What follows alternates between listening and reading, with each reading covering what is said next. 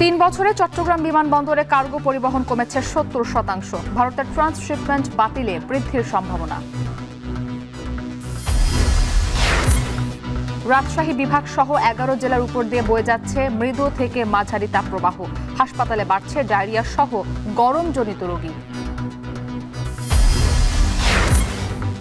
নিয়মিত বিল ট্যাক্স নিলেও পানির চাহিদা মেটাতে ব্যর্থ বরিশাল সিটি কর্পোরেশন। নিয়মিত ভোগান্তিতে অতিষ্ঠ নগরবাসী। এবং মৌলভীবাজারে চিটা রোগে নষ্ট হয়েছে মাঠের পর মাঠ বোরো ধান। নিম্নমানের সার কীটনাশক ব্যবহারের ফল অভিযোগ কৃষকদের।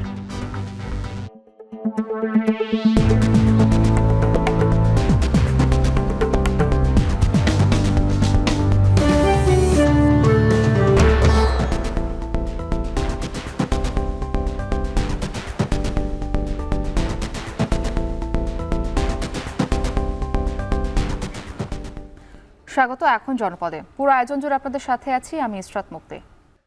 ভারত ট্রান্সশিপমেন্ট সুবিধা বাতিলের পর কার্গো পণ্য আমদানি রপ্তানিতে নতুন দিগন্তের দ্বার খুলছে চট্টগ্রাম শাহ আমানত বিমানবন্দরে। চট্টগ্রাম থেকে চীনের কুনমিং রাজ্যে ফ্লাইট চালুর উদ্যোগ নিয়েছে চায়না ইস্টার্ন এয়ারলাইন্স। এতে চীনের বিশাল বাজারের পাশাপাশি ইউরোপ ও মধ্যপ্রাচ্যের বাজারে কম খরচে কার্গো পরিবহন করতে পারবেন ব্যবসায়ীরা। তবে গত 3 বছরে নানা জটিলতায় চট্টগ্রাম বিমানবন্দরে কার্গো পরিবহন কমে গেছে 70%। হোসেন জিয়াদের প্রতিবেদন। প্রায় 85 বছর আগে 1940 সালে ব্রিটিশ আমলে যাত্রা শুরু হয় চট্টগ্রাম বিমানবন্দরের। 90 দশকের মাঝামাঝিতে মধ্যপ্রাচ্যের কিছু দেশের বিমান আসা যাওয়া শুরু হয় এ বন্দরে। 2013 সালে বছরে 15 লাখ যাত্রী পরিবহনে সক্ষম এ বিমানবন্দর আন্তর্জাতিক সংস্থা আইকাওর স্বীকৃতি পায়। তবে যুগ পার করে যাত্রী পরিবহন, বাণিজ্য আর অর্থনীতির সাথে কতটা তাল মেলাতে পেরেছে এ বিমানবন্দর? পরিসংখ্যান বলছে গত 3 বছরে শাহ আমানত আন্তর্জাতিক বিমানবন্দর দিয়ে কার্গো পরিবহন কমেছে প্রায় 70%। সমপরিমাণ কমেছে রাজস্ব আয়। আন্তর্জাতিক রুটে চলাচলকারী এয়ারলাইন্সের সংখ্যাও নেমেছে অর্ধেকে। আর ফ্লাইট অপারেশন বন্ধ করেছে 4টি এয়ারলাইন্স। শাহ আমানত বিমানবন্দরে 2022 সালে 11,981 টন কার্গো হ্যান্ডলিং থেকে আয় হয় 6,85,00,000 টাকা। 2023 সালে মাত্র 3,000 টন কার্গো হ্যান্ডলিংয়ে আয় নেমে আসে 2,19,00,000-এ। 2024 সালে 4,680 টন কার্গো হ্যান্ডলিং থেকে আয় দাঁড়ায় 2,88,00,000। সিএনএফ এজেন্টরা বলছেন আমলাতান্ত্রিক জটিলতা, খরচ বৃদ্ধি সহ নানা কারণে জনপ্রিয়তা হারায় চট্টগ্রাম বিমানবন্দর। এখান দিয়ে যদি আমদানি কার্গো হয়, রপ্তানি কার্গো হয় না, রপ্তানি কার্গো হইলে আমদানি কার্গো হয় না।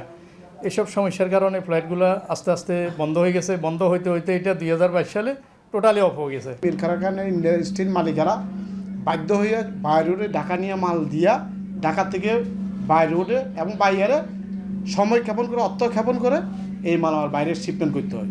2022 সালে 8টি কোম্পানির বিমান কার্গো পরিবহন করত। তবে 2022 সালে এমিরেটস, 2023 সালে কুয়েত, 2024 সালে ওমান ও ফ্লাই দুবাই একে একে বন্ধ হয়ে যায়। এতে বিপাকে পড়েন এ অঞ্চলের রপ্তানিকারকরা। বিকল্প ঢাকা ও কলকাতা বিমানবন্দর হয়ে পণ্য রপ্তানিতে বেড়েছে খরচ ও সময়। ব্যবসায়ীরা জানান, বাংলাদেশ থেকে বিমানযোগে ইউরোপ বা মধ্যপ্রাচ্যে পণ্য পাঠানোর খরচ কলকাতার তুলনায় প্রায় দ্বিগুণ। এর অন্যতম কারণ এয়ারলাইন্স প্রতিষ্ঠানে বাংলাদেশিদের অবস্থান দুর্বল হওয়া। বিদেশি এয়ারলাইন্সের তারা সিইওগুলি চায় না আমাদের দেশ থেকে পণ্য রপ্তানি হোক। এটাই আসল ব্যাপার। না হলে ভারত থেকে আপনার যদি 300 টাকা বাংলাদেশি টাকা হয়, বাংলাদেশ থেকে 700 টাকা কেন হবে? সেও জেট ফুয়েল জ্বালিয়ে যাচ্ছে, আমরাও জেট ফুয়েল জ্বালিয়ে যাচ্ছে আমাদের দেশ থেকে। ভৌগোলিক কারণে তাদের একটু যে তাদের দূরত্ব কাছে, কিন্তু এত বেশি হওয়ার কথা না। তবে সম্প্রতি ভারত ট্রান্সশিপমেন্ট সুবিধা বাতিল করায় বিমানে কার্গো রপ্তানিতে নতুন সুযোগ তৈরি হয়েছে, যা কাজে লাগাতে পরিসর বাড়ানোর পদক্ষেপ নিয়েছে কর্তৃপক্ষ। চট্টগ্রাম থেকে চীন হয়ে পণ্য রপ্তানিতে চালু হচ্ছে নতুন ফ্লাইট, যা চীনের বিশাল বাজারে প্রবেশ ও সম্ভাবনার নতুন দুয়ার খুলেছে। মধ্যপ্রাচ্যে আমাদের এখান থেকে অত্যন্ত প্রচুর পরিমাণে এই যে পেরিশেবল আইটেম, শাক সবজি, বিভিন্ন ফল ফ্রুটস এগুলি যায়। এটার জন্য আমাদের যে কোল্ড স্টোরেজ যে এরিয়াটা ছিল, এটা অনেক ধরনের আনসার্ভিস ছিল। আপনি জেনে অত্যন্ত খুশি হবেন যে আমরা এটা নিয়ে অত্যন্ত তৎপর। এটা আমাদের অলরেডি ওয়ার্ক অর্ডার হয়ে গেছে। এয়ার ভেসেল যদি আপনার এক্সপোর্ট হয় তাহলে দেখবেন খরচটা অনেকাংশে কমে আসবে, যেটা ইন্ডিয়া থেকে সুবিধাটা হতো এবং অ্যাভেলেবেল ফ্লাইট থাকে। যে এয়ারপোর্টটা আছে চট্টগ্রাম বন্দরে তেমন বিজি না, তেমন কার্গো আসে না। এখন যদি এখন নতুনভাবে শুরু করে তাহলে ঢাকার থেকে চাপ কমবে এবং চট্টগ্রাম ইউজ হলে আমরা চট্টগ্রামের সুবিধাটা বেশি পাবো।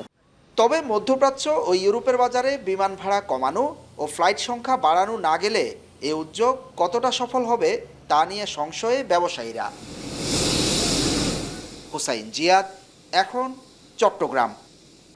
রাজশাহী বিভাগ, দিনাজপুর, চুয়াডাঙ্গা সহ দেশের 11 জেলার উপর দিয়ে বয়ে যাচ্ছে মৃদু থেকে মাঝারি তাপপ্রবাহ, যা আরও অন্তত 3 দিন অব্যাহত থাকতে পারে বলে জানিয়েছে আবহাওয়া অফিস।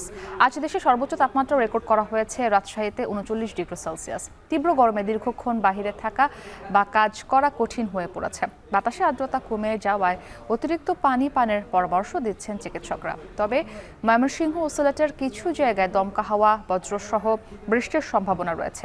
এছাড়া ঢাকা সহ দেশের কয়েকটি জেলায় অস্থায়ীভাবে আংশিক মেঘলা আকাশ সহ আবহাওয়া শুষ্ক থাকতে পারে। রোববার থেকে সারা দেশে দিনের তাপমাত্রা 2 থেকে 3 ডিগ্রি সেলসিয়াস পর্যন্ত কমতে পারে।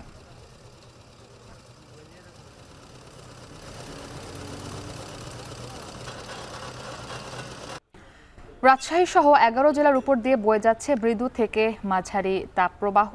এ নিয়ে আরও জানাতে আমাদের সঙ্গে সেখান থেকে যুক্ত আছেন রাকিবুল হাসান। একই সঙ্গে খুলনাতেও তাপমাত্রা পরিবর্তনের কারণে হাসপাতালগুলোতে চিকিৎসা নিতে ভিড় করছেন বৃদ্ধ এবং শিশুরা। সে খবরাখবর জানাবেন খুলনা থেকে সহকর্মী তরিকুল ইসলাম। তবে শুরুতে আমরা রাজশাহীর খবরাখবর জানবো। রাকিব, জানাবেন যে তাপপ্রবাহের প্রভাব জনজীবনে কতটা পড়ছে, কি দেখছেন সেখানে জানাবেন।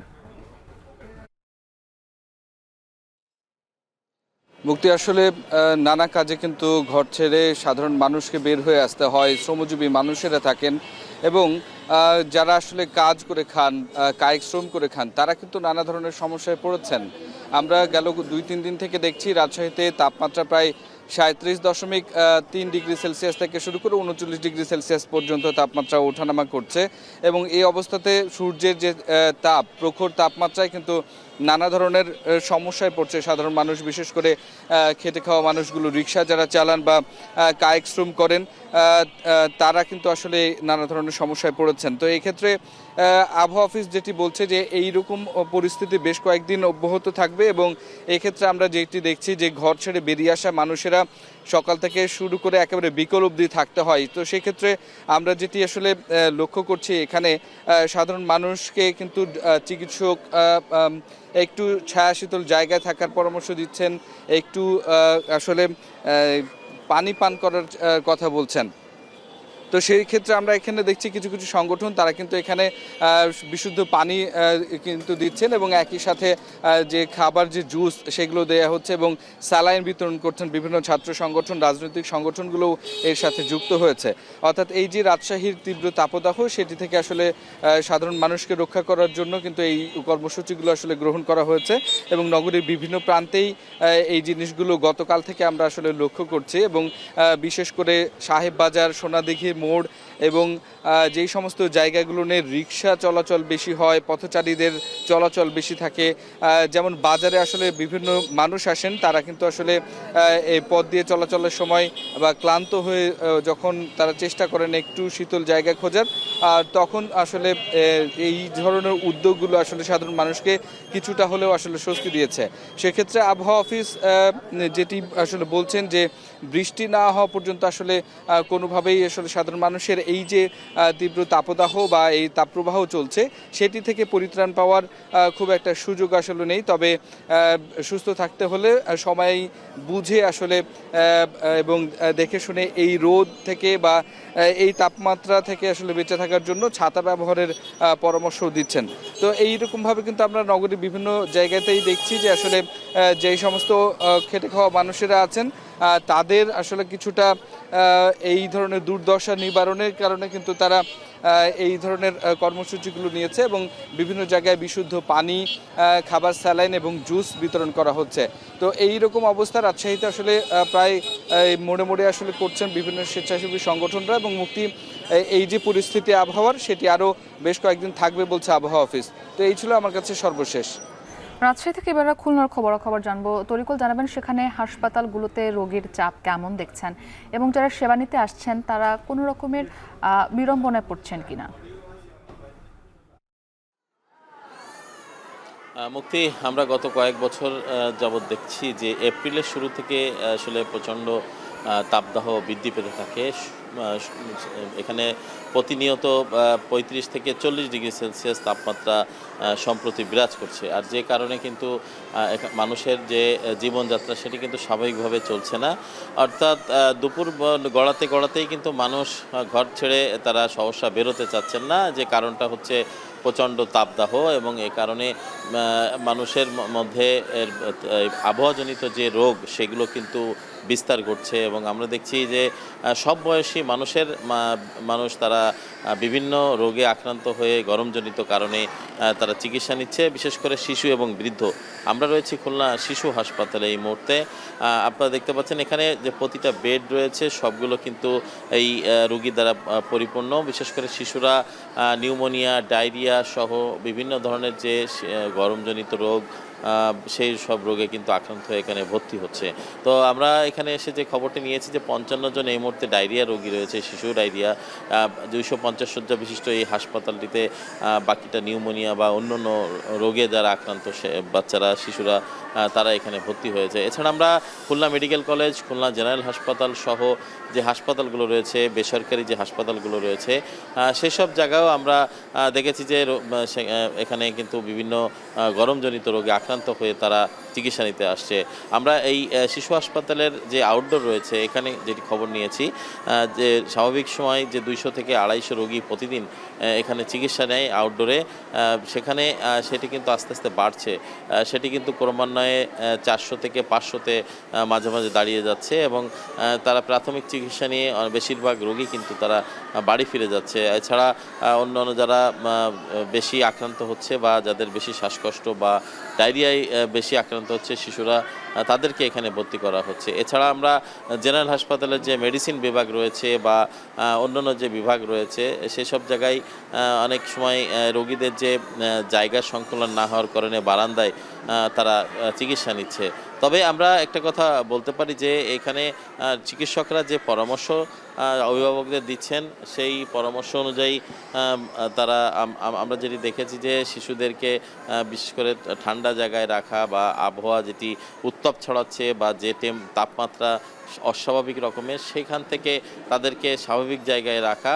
এছাড়া বৃদ্ধ যারা রয়েছে তাদেরকে বেশি বেশি করে তরল পানি এবং সব বয়সী মানুষদেরকে স্যালাইন এবং ডাবের পানি খাওয়ার যে পরামর্শ এটি কিন্তু চিকিৎসকরা দিচ্ছেন, এবং স্বাভাবিক খাবার খাওয়ার পরামর্শ দিচ্ছেন। বিশেষ করে মশলা মুক্ত বা মশলা ছাড়া যে খাবার, শাকসবজি, সেইগুলো খাওয়ার বেশি পরামর্শ দিচ্ছেন, এবং বেশি বেশি করে পানি পান করার পরামর্শ দিচ্ছেন। আমরা এই বিষয়ে মানুষদের সচেতনতা বাড়ানোর জন্য চিকিৎসকরা নানাভাবে পরামর্শ দিচ্ছেন, যাতে গরমজনিত বা তাপজনিত কারণে অনেকে হিট স্ট্রোক করতে পারে বা অন্যান্য হৃদরোগে আক্রান্ত হতে পারে বা মৃত্যু পর্যন্ত হয়ে যাচ্ছে।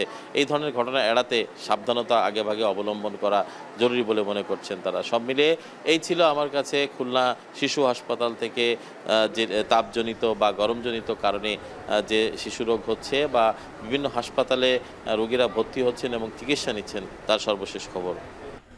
বরিশাল নগরবাসীর পানির চাহিদা মেটাতে হিমশিম অবস্থা সিটি কর্পোরেশনের। প্রতিনিয়তই দেখা দিচ্ছে পানির সংকট। অভিযোগ রয়েছে ওয়াসার মতো কোনো প্রতিষ্ঠান বরিশালে না থাকলেও নানাভাবে পানির বিল আদায় করছে সিটি কর্পোরেশন। অমিত হাসানের প্রতিবেদন। বরিশাল মহানগরীতে প্রতিদিন পানির চাহিদা রয়েছে প্রায় 7 কোটি লিটার, কিন্তু সিটি কর্পোরেশন থেকে প্রতিদিন সরবরাহ করা হচ্ছে মাত্র 3.5 কোটি লিটার।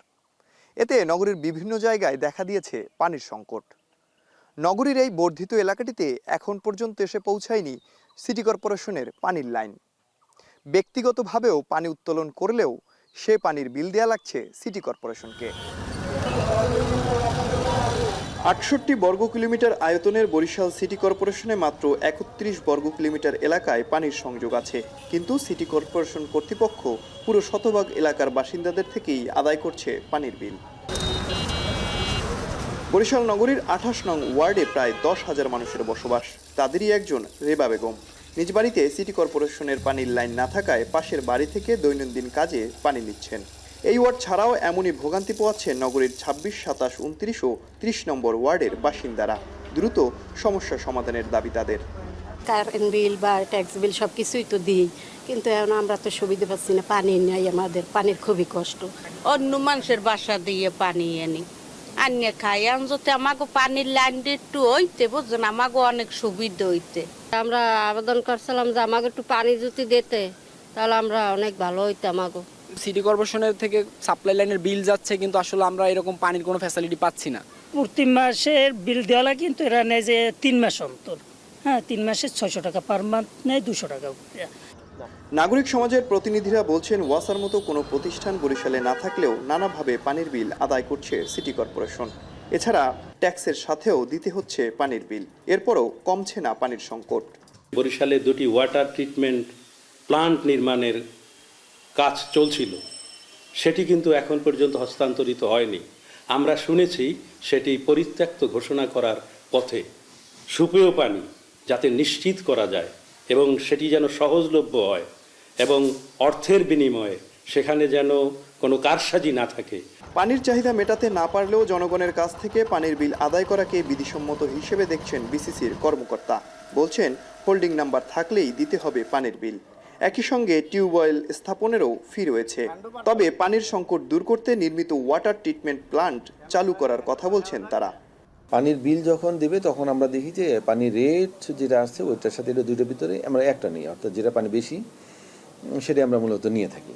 আবার আপনি একই সাথে আপনি যখন পানির নতুন করে টিউবওয়েল বসাবেন নিজস্ব, তখন আমাদের আর কি একটা পারমিশন লাগে, বিভিন্ন পারমিশন আছে এই পানির ডায়ামিটার উপর ভিত্তি করে যে বিভিন্ন ধরনের রেট আছে। বরিশাল নগরীর পানির লাইন ব্যবহার করছে প্রায় ৩৪,০০০ গ্রাহক, যা থেকে সিটি কর্পোরেশন বছরে আদায় করছে প্রায় ১০ কোটি টাকা। এছাড়া পানির চাহিদা মেটাতে নগরবাসী ইতিমধ্যে ব্যক্তিগত উদ্যোগে বসিয়েছে প্রায় ২৮,০০০ নলকূপ। পানির চাহিদা মেটাতে বিসিসির দরকার আরও ৩.৫ কোটি লিটার পানি। অমিত হাসান, এখন, বরিশাল। ইলিশের উৎপাদন বৃদ্ধিতে চাঁদপুরের পদ্মা মেঘনা নদীতে চলছে মাছ শিকারে নিষেধাজ্ঞা। ২ মাসের এই নিষেধাজ্ঞা শেষ হবে আগামী ৩০ এপ্রিল। এ নিয়ে আরও জানাতে মেঘনা নদী থেকে যুক্ত হচ্ছেন তালহা জুবায়ের। তালহা, নিষেধাজ্ঞা চলাকালীন সরকারিভাবে জেলেদের কী কী সহায়তা দেওয়া হয়েছে জানাবেন। একই সঙ্গে যদি কোনো জেলে নিষেধাজ্ঞা না মানেন সেক্ষেত্রে কী ধরনের ব্যবস্থা নেওয়া হবে? গেল ১ মার্চ থেকে কিন্তু চাঁদপুরের এই বিস্তীর্ণ জলরাশিতে শুরু হয়েছে ২ মাসের জাটকা অবস্থান কর্মসূচি। আসলে এই নিষেধাজ্ঞাকালীন সময়ে যারা চাঁদপুরে নিবন্ধিত জেলে রয়েছেন ৪৪,০০০ জন জেলেকে কিন্তু ৪ মাস ৪০ কেজি করে কিন্তু চাল দেয়া হয়েছে। আসলে তারপরেও কিন্তু অনেক অসাধু জেলে কিন্তু নদীতে নেমেছে জাটকা শিকার করার জন্য। আসলে শেষ সময়টাতে এখন ইলিশ এই নিষেধাজ্ঞার শেষ সময়টাতেও কিন্তু যাতে কোনো জেলে যাতে নদীতে নামতে না পারে কিংবা জাটকা নিধন করতে না পারে সেই জন্য কিন্তু তৎপর রয়েছে টাস্ক ফোর্সের কর্মকর্তারা। আমার সাথে আছেন, আমি মূলত আছি এখন মৎস্য কর্মকর্তাদের একটি টহল টিমের সাথে। আমার সাথে আছেন সদর উপজেলা মৎস্য কর্মকর্তা মির্জা ওমর ফারুক। আসলে তার সাথে যদি আমি একটু জানতে চাই যে আপনাদের এই যে ২ মাসের অভয়াশ্রম কর্মসূচি, আপনারা কর্মসূচি কতটুকু সফল বা কি ধরনের আপনারা এই ২ মাসে অভিযান পরিচালনা করছেন যদি একটু জানান। আমরা এই ২ মাসে ২৪ ঘন্টা আমরা নদীতে পাহারা দিয়েছি। এই ২৪ ঘন্টায় আমরা কোনো জেলে জাল নিয়ে নামতে দেইনি। তা আমরা আশা করি আমরা সফলভাবে এই ২ মাসের অভিযান সম্পন্ন করেছি। আমরা এই প্রায় ৫৫ দিন হয়ে গেছে। এই ৫৫ দিনে আমরা ২০০-র অধিক অভিযান করেছি এবং ১২০টি মামলা এবং প্রায় ৩.৫ লক্ষ টাকা জরিমানা করেছি। এছাড়া প্রায় ৩.৫ লক্ষ মিটার কারেন্ট জাল জব্দ করে পুড়িয়ে ধ্বংস করা হয়েছে এবং এছাড়া চাঁদপুর এবং চাঁদপুরের বাইরে থেকে আসা প্রায় ৬ মেট্রিক টন জাটকা আমরা জব্দ করে আমরা এতিমখানা এবং দুস্থ মানুষের মধ্যে বিতরণ করেছি।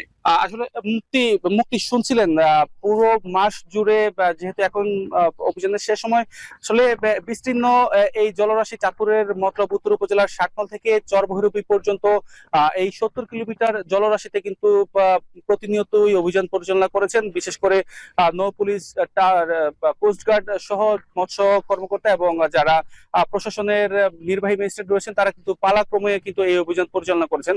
আসলে আমি কথা বলেছিলাম মৎস্য গবেষকদের সাথে, যারা যেটা বলছেন যে মূলত এখন এই সময়টাতে জাটকা যতটুকু সম্ভব যদি রক্ষা করা যায় তাহলে কিন্তু আগামীতে ইলিশের উৎপাদন বৃদ্ধি পাবে।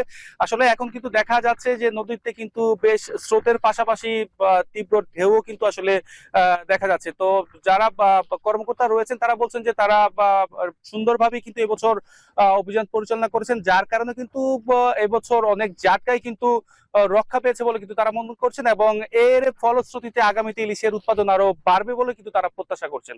তো মুক্তি, সবকিছু মিলিয়ে এই ছিল আমার চাঁদপুর থেকে জাটকা রক্ষা অভিযানের সবশেষ। বরগুনায় নিষিদ্ধ জাল দিয়ে ধ্বংস করা হচ্ছে মাছের রেণু। জেলেদের অজ্ঞতা আর দারিদ্রতাকে ব্যবহার করে দেশের মৎস্য সম্পদের ক্ষতির মহোৎসবে মেতেছে রেণু সিন্ডিকেট। এ নিয়ে আরও জানাতে যুক্ত হচ্ছেন জিয়াদ মাহমুদ। জিয়াদ, রেণু ধ্বংস বন্ধে প্রশাসন কি ব্যবস্থা নিচ্ছে জানাবেন?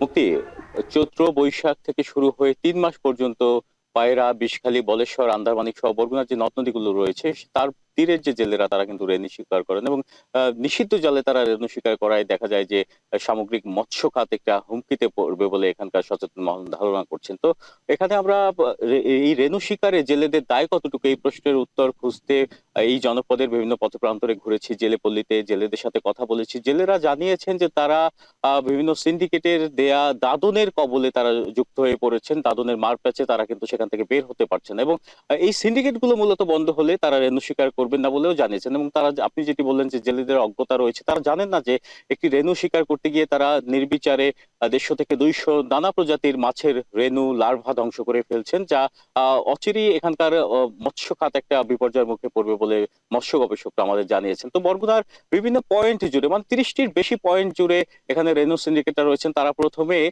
যারা রেণু ধরেন তাদের কাছ থেকে হকার নামে পরিচিত হকাররা গদিতে নিয়ে যান, এবং গদি মানে এখানে যে ছোট ছোট আড়ত রয়েছে কিংবা মহাজনেরা রয়েছে তারা সেখানে জমা করেন রেণুগুলো। সেই রেণুগুলো পাইকাররা বিভিন্ন স্থান থেকে নিয়ে যায় এবং সেখান থেকে তারা মোকাম পর্যন্ত পৌঁছে দেয়। দেখা যায় যে বরগুনার চরদুয়ানিতে সবচেয়ে বড় রেণু সিন্ডিকেট গড়ে উঠেছে। সেখানে একটি রাজনৈতিক মহলের নাম ব্যবহার করছেন তারা, সেখানে কিন্তু দেখা যাচ্ছে যে তারা প্রশাসন কিংবা অন্য কোনো নিয়ম নীতি তারা তোয়াক্কা করছেন না। অপরদিকে বরগুনার যে পচাকুরালিয়া নামক স্থান রয়েছে সেখানে জালাল নামে একজন পাইকার রয়েছেন, তিনি প্রতিদিন প্রায় লক্ষ লক্ষ রেণু তারা এখান থেকে বাগেরহাট, সাতক্ষীরা কিংবা যশোরে তারা পাঠিয়ে দেন, খুলনায় পাঠিয়ে দেন। এবং এখানকার যারা মৎস্য গবেষক তারা বলছেন যে যাতে শক্তিশালী রেণু সিন্ডিকেট যতই শক্তিশালী হোক না কেন, তাদের যদি বন্ধ করা যায়, বিশেষ করে যে পিরোজপুরের রুট ব্যবহার করে তারা বিভিন্ন স্থানে রেণুগুলো সরবরাহ করে থাকেন, সেই রুটে যাতে যৌথ বাহিনীর যে নজরদারি সেই নজরদারি বাড়ানো যায়, তাহলে কিন্তু যেটি বলছিলাম যে অচিরেই যে মৎস্য খাত উপকূলে সেই মৎস্য খাত কিন্তু একটা বিপর্যয়ের সম্মুখীন হবে। তো যে এখানকার মৎস্য বিভাগ তারা কিন্তু প্রচেষ্টা চালাচ্ছেন, তাদের চেষ্টা চালাচ্ছেন জেলেদের সচেতন করার জন্য, তারা নানা কার্যক্রম হাতে নিচ্ছেন। যদিও দেখা যায় যে মৎস্য বিভাগ থেকে পাওয়া তথ্য আপনাকে জানিয়ে রাখি, মৎস্য বিভাগ বলছেন যে যখন তারা অভিযানে যান তখন কিন্তু জেলেরা এই যে প্রভাবশালীদের উস্কানিতে তারা মৎস্য বিভাগের উপর হামলা পর্যন্ত করেছেন, এবং যদিও তারপর মৎস্য বিভাগ তাদের অভিযান অব্যাহত রেখেছে। ইতিমধ্যেই মৎস্য বিভাগ জানিয়েছে চরদুয়ানি থেকে তারা প্রায় 12 লক্ষ রেণু জব্দ করে সেগুলো অবমুক্ত করেছেন। এবং এখানকার সচেতন মহলের যে সবশেষ দাবি সেটি হচ্ছে যে জেলেদের নয়, সিন্ডিকেটকে বন্ধ করতে হবে। রেণুকে ঘিরে যে সিন্ডিকেট রয়েছে সেটি বন্ধ করলেই সামগ্রিক মৎস্য খাতে রেণু সিন্ডিকেটের কবল থেকে মুক্ত হবে। তো এই ছিল বরগুনা থেকে আমার কাছে সবশেষ তথ্য। মুক্তি। বর্ষায় ময়মনসিংহ নগরীর জলাবদ্ধতা নিরসনে খাল ও ড্রেন খননের পাশাপাশি পরিচ্ছন্নতা কার্যক্রম চালাচ্ছে সিটি কর্পোরেশন। এই বিষয়ে আরও জানাতে সেখান থেকে যুক্ত হয়েছেন হারুনুর রশিদ। হারুন, সিটি কর্পোরেশন এই উদ্যোগ নিয়ে স্থানীয়রা কতটুকু আশাবাদী এবং খাল ও ড্রেন খননের কার্যক্রম কেমন চলছে সেখানে? মুক্তি, নগরীর জলাবদ্ধতা নিরসনে সিটি কর্পোরেশন যে উদ্যোগ শুরু করেছে, বিশেষ করে যে খালগুলো রয়েছে বিদ্যমান পানি নিষ্কাশনের, সেই খালগুলো খননের কার্যক্রম চলছে, পরিষ্কার পরিচ্ছন্নতা কার্যক্রম চলছে, এবং পাশাপাশি নগরীতে যে পানি নিষ্কাশনের যে ড্রেন রয়েছে সেই ড্রেনগুলোরও কিন্তু পরিষ্কার পরিচ্ছন্নতা এবং খননের কাজ চলছে। এবং এই কাজটিকে নিয়ে কিন্তু নগরবাসীও যেমন আশাবাদী, পাশাপাশি সিটি কর্পোরেশনও বেশ আশাবাদী। সিটি কর্পোরেশন আশা করছে তাদের এই যে পরিষ্কার পরিচ্ছন্নতা কার্যক্রম এবং খনন কার্যক্রম চলছে, এটির সুফল হিসাবে তারা আশা করছেন যে আগামী বর্ষায় হয়তো নগরবাসীর প্রতিবারের যে জলাবদ্ধতা আর দুর্ভোগ সেটি থেকে আসলে কিছুটা রেহাই মিলবে বলে তারা আশা করছেন। এবং প্রায় 4 মাস যাবৎ কিন্তু এই পরিষ্কার পরিচ্ছন্নতা কার্যক্রম চলছে।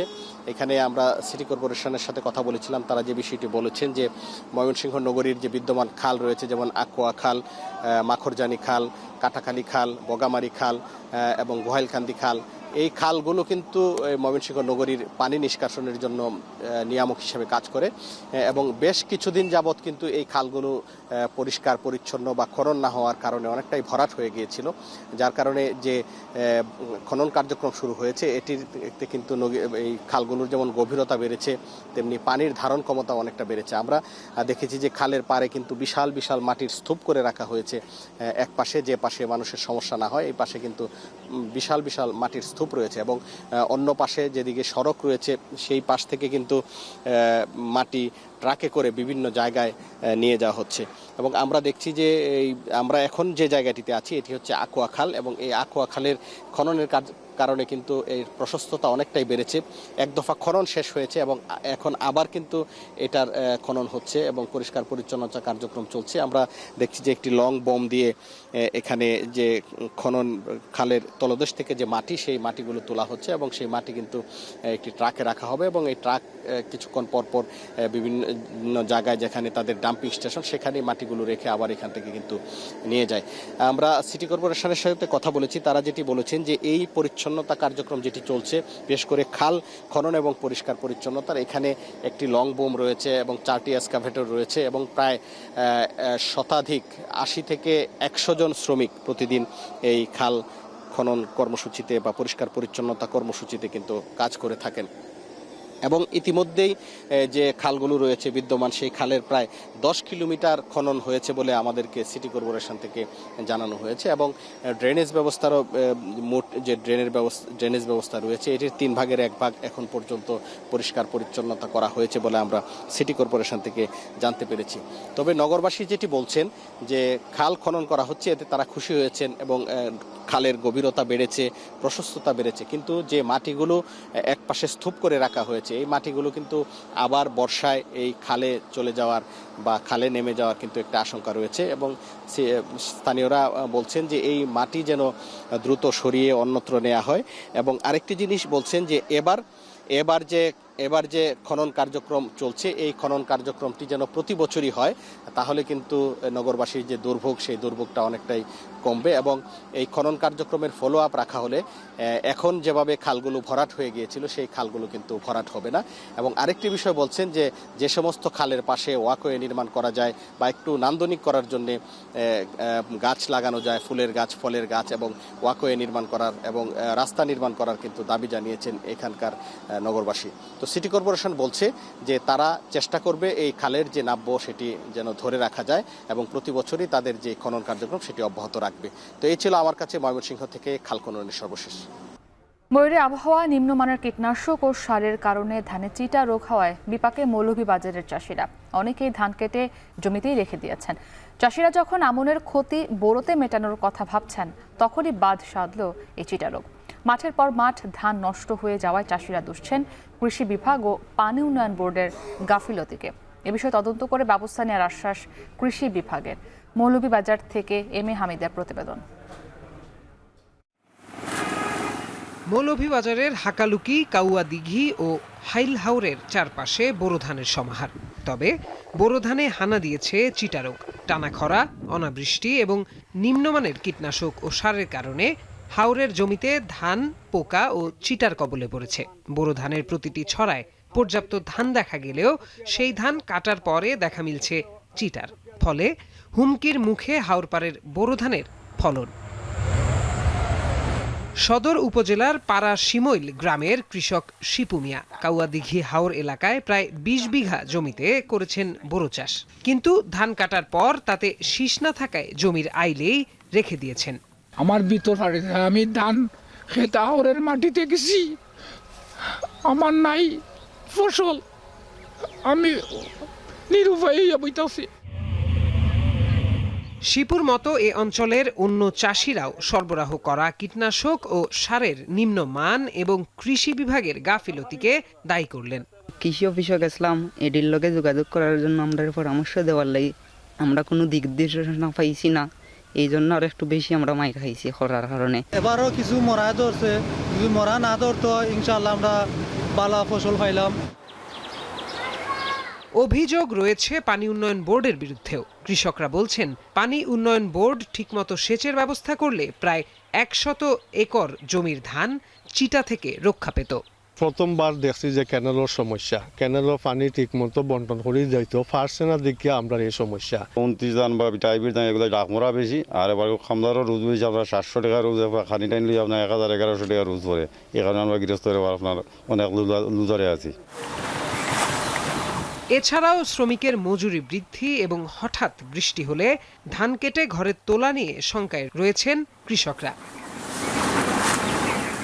পানি উন্নয়ন বোর্ড কৃষকদের অভিযোগ অস্বীকার করে ধান চাষের উন্নয়নে নানা পরিকল্পনার কথা জানালেন। আর কৃষি কর্মকর্তা বলছেন, ধানে চিটা রোগের বিষয়টি খতিয়ে দেখা হচ্ছে। কৃষি বিভাগের কারো গাফিলতি থাকলে ব্যবস্থা নেয়ার কথাও জানান তিনি। শেষ পর্যন্ত শুরুর আগে সবগুলো খালি আমরা সংস্কার করছি। এখানে যেটা হচ্ছে, আমাদের যে বিভিন্ন ওয়াটার ম্যানেজমেন্ট গ্রুপগুলো আছে, এগুলোকে আমরা নতুন করে রিফর্ম করার চেষ্টা করতেছি, কারণ এগুলোর মধ্যে রিফর্ম না থাকার কারণে আমরা পানি ডিস্ট্রিবিউশনটা আমাদের জন্য সমস্যা হচ্ছে। সেই বিষয়টা আমরা আলোচনা চেষ্টা করতেছি সমাধান করার জন্য। পিআই স্টেজে থাকে পেনিকেল ইনিশিয়েশন, তখন যদি তারা ইউরিয়া দেয় তখন সেক্ষেত্রে একটু চিটা হতে পারে। আর এমনি অবশ্য কুল ইনজুরির কারণে চিটা হওয়ার আমাদের রিপোর্ট নাই। তারপর আমরা মাঠ পর্যায়ে যে উপসহকারী কৃষি কর্মকর্তা আছে, আমরা তাদেরকে অবশ্যই এই পরামর্শ দেব যাতে করে কৃষকরা এ ধরনের ক্ষতির সম্মুখীন যেন না হয়। জেলায় এবছর ৬২,১৪০ হেক্টর বোরো ধানের লক্ষ্যমাত্রা নির্ধারণ করা হয়েছে, যার বিপরীতে আবাদ হয়েছে ৬২,২৪০ হেক্টর। এখন মৌলভীবাজার। অনাবৃষ্টির মাঝেও পটুয়াখালীর গলাচিপায় ২,৫৫০ হেক্টর জমিতে হয়েছে বাদাম চাষ। সাপ্তাহিক হাটে অন্যান্য শস্যের পাশাপাশি বিক্রি হচ্ছে বাদাম। এ নিয়ে আরো জানাতে গলাচিপা পাইকারি আড়ত থেকে যুক্ত হয়েছেন জসিম পারভেজ। জসিম, চীনা বাদাম বাজারে কত দামে বিক্রি হচ্ছে এবং দাম নিয়ে ক্রেতা বিক্রেতারা কি বলছেন?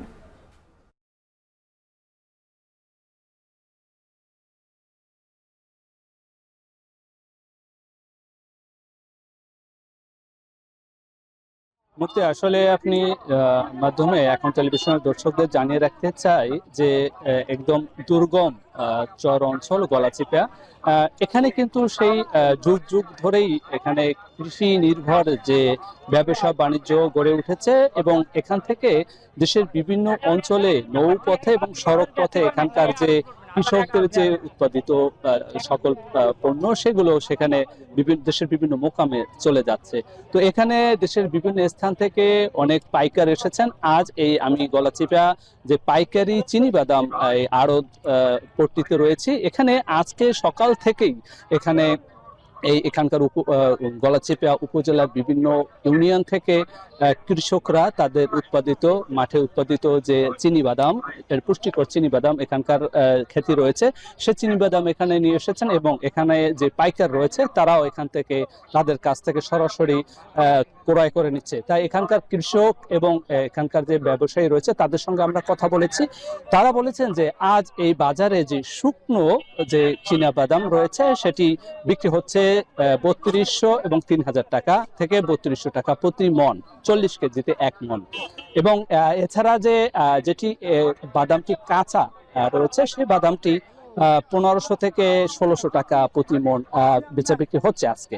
তো এখানকার যে কৃষক তারা আমাদেরকে জানিয়েছে যে পর্যাপ্ত বৃষ্টি না হওয়ায় কিন্তু উৎপাদন কমেছে, সে কারণে দামটা দিন যতই গড়াবে ততই কিন্তু দামটা আরো বাড়বে এমনটি প্রত্যাশা করছে।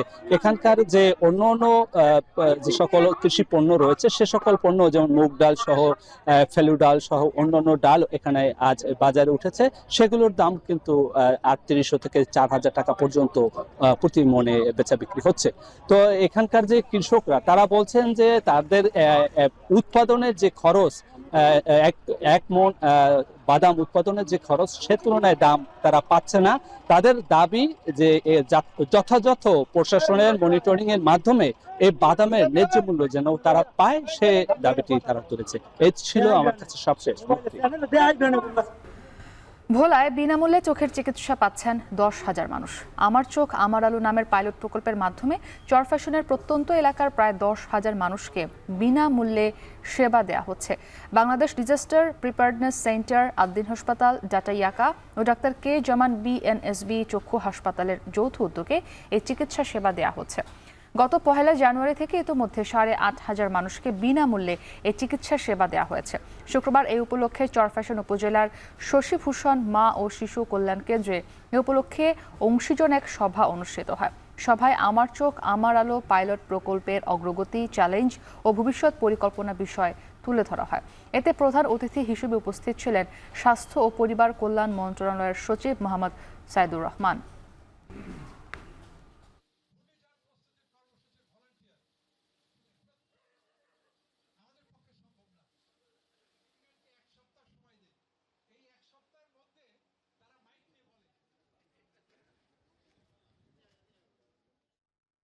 টাঙ্গাইলে শুরু হয়েছে 3 দিনের জামাই মেলা। ঐতিহ্যবাহী এই মেলায় ভিড় করছেন আশপাশের এলাকার হাজার মানুষ। প্রায় 150 বছর ধরে আয়োজিত এই মেলায় নিজস্ব পণ্য নিয়ে দোকান সাজিয়েছেন 5 শতাধিক ব্যবসায়ী। কাউসার আহমেদের তথ্য ছবিতে বিস্তারিত। শুক্রবার সকাল থেকেই টাঙ্গাইলের রসুলপুর বাসরুন্নেসা উচ্চ বিদ্যালয় মাঠে বসেছে ঐতিহ্যবাহী জামাই মেলা। মাছ, মিষ্টান্ন, খেলনা সহ নানা পণ্যের পসরা সাজানো রয়েছে স্টলে স্টলে। 150 বছরের প্রচলিত রীতি অনুযায়ী শ্বশুরবাড়ির জন্য বাজার করতে মেলায় ভিড় করছেন জামাইরা। সনাতন পঞ্জিকা অনুসারে প্রতি বছর 11, 12 ও 13 বৈশাখ রসুলপুরে 3 দিন ধরে চলে এই মেলা। স্থানীয়রা জানান, মেলা উপলক্ষে আশপাশের 30 গ্রামে থাকে উৎসব মুখর আয়োজন। শ্বশুর শাশুড়িরা জামাইকে টাকা দেন এই মেলা থেকে বাজারের জন্য। বৈশাখের গরমেও মেলায় ঢল নেমেছে হাজারো মানুষের। মেলায় আসতে পেরে খুশি দর্শনার্থীরা। এই অঞ্চলের যারা হচ্ছে জামাই, বিশেষ করে মেয়ের জামাই, তারা কিন্তু সবাই কিন্তু চলে আসে, মেলাতে আসে, তারা ঘুরে। পোলাপানের সাল্লা থেকে শুরু করে যাবতীয় খাবার দাবার সবই কিনে পাওয়া যায় এখানে। ঈদ কিংবা পূজা পার্বণের চেয়েও বেশি উৎসব মুখর থাকে আমাদের এই এলাকা। টাঙ্গাইল ছাড়াও বিভিন্ন জেলা থেকে পণ্য নিয়ে স্টল বসান ব্যবসায়ীরা। জানান, গরমের কারণে ক্রেতা কম, তবে বেলা বাড়ার সাথে সাথে বিক্রি আরো বাড়বে। আমি হামিদপুর থেকে আসছি, এখানে আইসা মোটামুটি ভালোই আছে বেচাকিনি। আগে বেচাকিনি ভালো হইতো, তাও 15-16 বছর ধরে এই মেলা করি। মেলা তো আজকে শুরু হয়, ভালো জমে, কালকে আজকে হয়, কালকে হয়, রবিবার পর্যন্ত হয়। সংশ্লিষ্টরা বলছেন, মেলা সফল করতে নানা প্রস্তুতি নেওয়া হয়েছে। নিজস্ব পণ্য নিয়ে মেলায় স্টল বসিয়েছেন 5 শতাধিক ব্যবসায়ী। 150 বছরের পুরাতন ইতিহাস।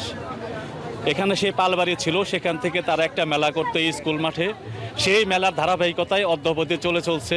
আমাদের দোকানের সংখ্যা তুলনামূলকভাবে আগের চাইতে বেশি। আলামানিক 2-3 কোটি টাকার অবশ্যই আমরা আশা করি যে সেখানে বেচা বিক্রি লেনদেন এখানে হবে। মেলার 3 দিনে 2 কোটি টাকার বাণিজ্যের আশা ব্যবসায়ীদের। এখন টাঙ্গাইল। আধুনিক এই সভ্যতায় বিদ্যুতের প্রসারে অনেকটাই ম্লান হয়েছে হাত পাখার ব্যবহার, যার প্রভাবে দিন দিন কমছে হাত পাখা ব্যবসার পরিসর। তারপরও বাপদাদার আমলের পেশা হাত পাখা তৈরির মাধ্যমে সংসার চলছে ফরিদপুরের হাত পাখা কারিগরদের। মফিজুর রহমান শিপনের প্রতিবেদন।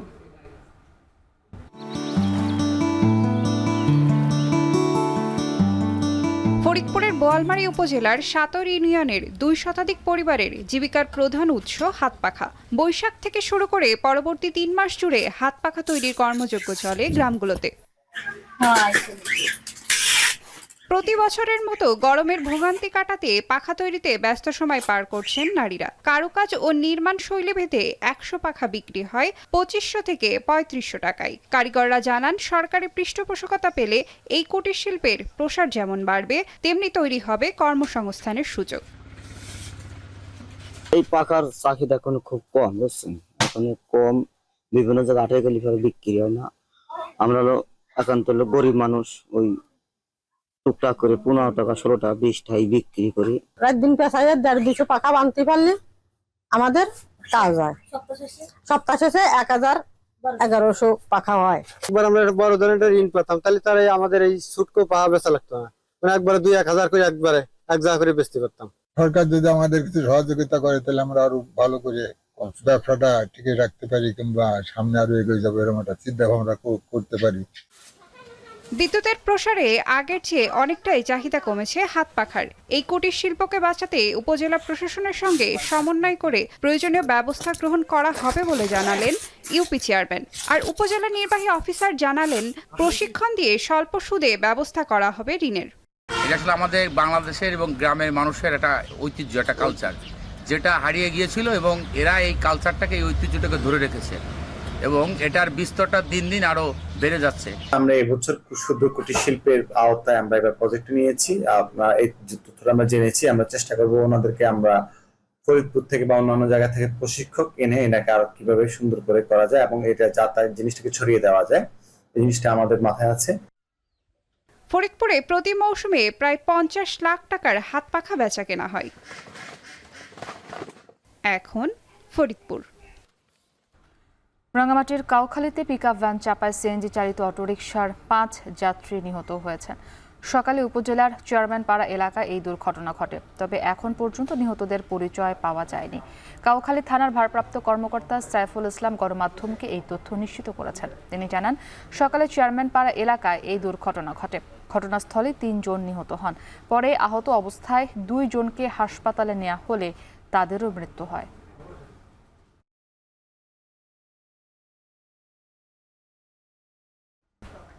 এ ছিল এখন জনপদে। এখন টেলিভিশন ওয়েবসাইটে দেখতে ভিজিট করুন এখন.টিভি। এছাড়া ফেসবুকে দেখতে ভিজিট করুন facebook.com/tv.এখন। আর ইউটিউবে সরাসরি দেখুন youtube.com/c/এখন টিভিতে।